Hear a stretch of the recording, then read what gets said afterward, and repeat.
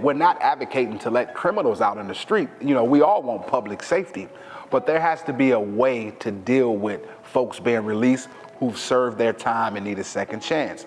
I mean, a specific way. We just can't say it. It just can't be some type of saying, you know, we support this and support that.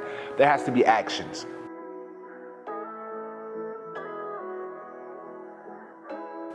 My name is Andre Brown, and I'm in the building for the Milwaukee Turners.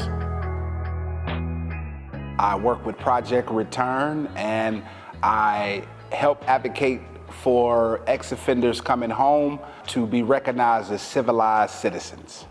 Guys, women, they have these opportunities where they have the skill set, they have the personality. The organization or the company loves their skill set, loves their personality, wants to hire them, but the background check becomes the enemy. You got folks like me knocking on your door saying, work with the ex-offender, work with the ex-offender. Why?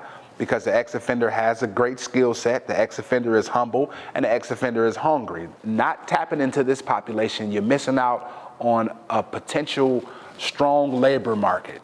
You know, that's always been my pitch. I have a spreadsheet of over maybe 200 employers, and it's 20,000 businesses in this state, and I want to touch all of them because I don't believe in just sticking this population in one category of employment, like manufacturing or construction, which legally, sometimes that's the only thing that fits. But on the same token, legally, you know, these folks can spread their wings into administration, nonprofit, technology. I really dig into careers, ambition. What do you want to do, and positioning folks to get that, to plant that seed of confidence. And that's one key conversation I always have with my clients.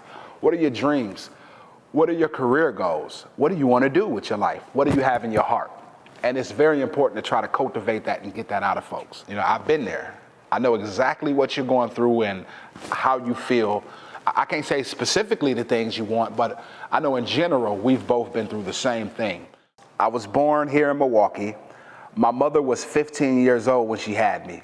So we had a joke that we grew up together. My mother passed away 4 years ago, so rest in peace, moms. The first 10 years of my life was, I would say, almost the American dream. You know, nice house, nice family, Christmas, Thanksgiving, everyone would come over. But once my mother went to prison, that all ended. She was in a domestic violence situation and defended herself. She actually killed a man. You know, I was sent away to my stepfather's parents' house where I pretty much was exposed to the streets, exposed to the hood.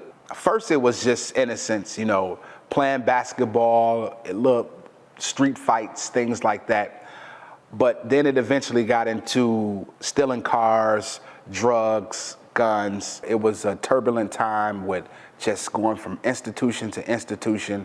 And this was coming out of 3 consecutive years of going back and forth to prison. It made me feel like I didn't have any freedom for myself. And I made up in my mind that no one's going to tell me how to live my life but God and a wife. Reentry is affecting a lot of people now. It's just not the ghettos, it's the suburbs, it's everywhere, the rural areas. Folks are being affected because the long arm of the law is snatching up everybody. And this industry is working for the greater good of individuals. So take a look at what we're doing and why we're doing it, and understand the impact that it will have for future generations. And it's a matter of conversation and a matter of action to change these people's opinion. You're talking about changing people's opinion. And when you're talking about changing public opinion, it's never been an easy job. But I think we're on the right track. You know, I'm a prime example. You know, if I walked in the room, if you wasn't prejudiced against me, you wouldn't know I was an ex-offender. Say hi. Hi. We are raking the leaves. Look how much sleep we collect. But Dad's working so hard he's sweating. Right? Is that what's happening over there, Dad? Yeah. But once I tell you my story, hopefully you'll get something out of it and understand why I did what I did, you know, and how I got through that Project Return, we play parents sometimes, a lot of the times, and really just trying to get folks on the right track to keep that positive mentality.